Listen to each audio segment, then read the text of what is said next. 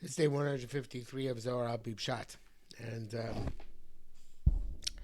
we started talking yesterday about the Efa and the Nachash. Just on Yudches Amud Aleph, before the end of the first paragraph, um, uh, the fifth last line. We talked about the dinim which were manifest from the Vaga fighter, account of disunity. And then we have this cryptic line here. He lines is all cryptic. Even Iskafu, he's became powerful, designing Tkifin in these powerful weapons. Chad Efeh, Bechad Nachash.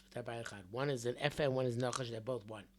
Efeh seems to be more of a mythological creature than a real one. It's translated sometimes as Basilisk. And this mythical creature which kills by looking at things. And Nachash, of course, is a snake, which is not mythical. But there's interesting the connection between the two of them. Efe says here, they're both one. Efe kills with its sight. Nachash kills with its tongue. Not, I should say, with its mouth, with the fangs, obviously. But so let's not say with the tongue, but with the mouth. There are two ways of killing a person, not necessarily literally, although some of the sources hold it's literal, by Ayin HoRa and by Lashon HoRa.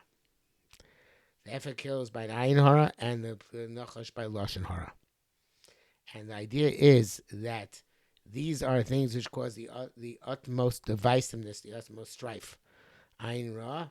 And Ayin Ra has many interpretations because it doesn't just mean looking askance at something, but it means having a negative perspective on something, having a perspective on something which causes one to have a divisive relationship with that. And certainly Lashon HoRa has a divisive relationship. Causes a divisive relationship. So therefore, they're both negative, and Efa Olid, even though it says in the Shibin, in this Machem, and that is what the Gemara says in B'choros Tavches, and Efa gives birth every 70 years. But here it seems that actually the Girsa of Zohar Kodesh is Efa L'Shiva Shonim Chabur Chada Isada Kula L'Sheva Shin Nachash.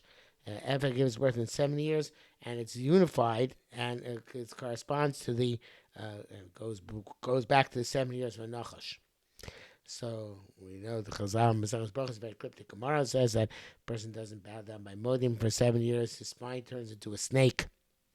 So obviously the idea is that 7 years is the totality of a cycle, and the totality of using something in a negative way, of not humbling oneself before HaKadosh Baruch Hu and thanking HaKadosh Baruch Hu, causes the one to become one's spine to become a snake as opposed to a spine, and it means that a person has become arrogant and separate from HaKadosh Baruch Hu.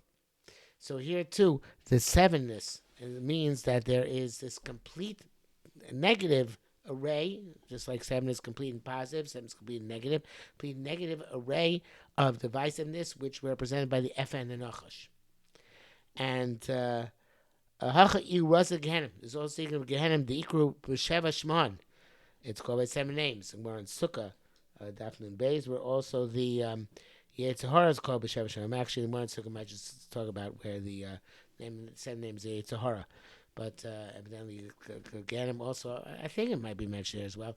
I'm not going to get into the 7 names here because there's Zohar Kodesh doesn't get into the 7 names. But the point is, all the 7, this means that there is this perfection of Tumah, just like it's a perfection of Kedusha, just like 7 days, the 7 years of Shemitah, and 7 days of Shabbos, and etc., etc. There is 7 Zelu Mazel Solokim. There's this correspondence in the negative perspective, which is the HoRa, Gehenim, and the years of gestation, the years of the pregnancy of the Nachash and Efeh, which are the 8 Lashon HoRa and Ayin HoRa. So you can have a perfection in positive and a perfection in negative. There is and this is an array of finding Kabbalah very often. This array of spheros in kedusha and spheros in tumah. and they are v'kamadargi spashim misava mehachal la'ama, and in several levels, tuma comes from this corresponding system of tuma to the world, especially from Ayin HoRa and Lashon HoRa. V'kula miraza desmala, all of this comes from the secret of there being a left, which is necessary. Tav ubish, good and bad. And I think it's as if it says for good and for bad. Small is good. It's good to have divide things into seven. Things were divided into seven. And we already mentioned many times six-sided cubes and six-sided cube in the middle. It means there's a six-sided cube which is influenced by the middle, which is good, and six-sided cube which is influenced by the middle, which is bad. So it's the Tav Labish. And what I say something interesting here, which is that there is there's an Akuda Primis. The seven is the inner Akuda inside the cube. It's Akuda Primis of Toiv. There's Akuda Primis of Ra. And the Akuda Primis of Ra evidently is this thing we should talk about, which is the idea that you have this thing which is meant to be good. Along the way, it's bad, like Orla we mentioned yesterday, and it's an Akuda Pnimis of Ra, that it can create a whole array of negative influences in the world. Requires more analysis, but anyway, but you should Alma. It's necessary in order to settle the world.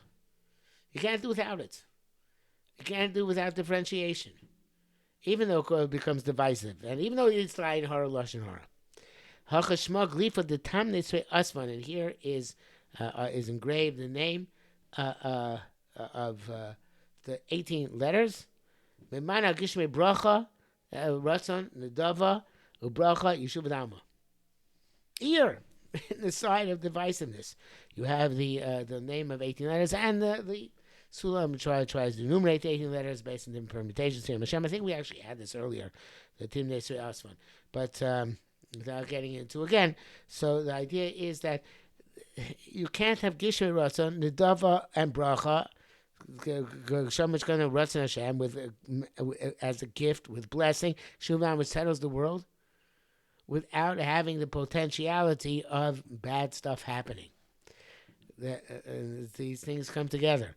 So therefore, you need to have the idea of Ayin HoRa and Lashon HoRa corresponding to Ayin Tova and Lashon Tov. And you need to have, along the way to unify all sorts of negative things, there's possibly getting stuck in that negativity and making an entire system out of it.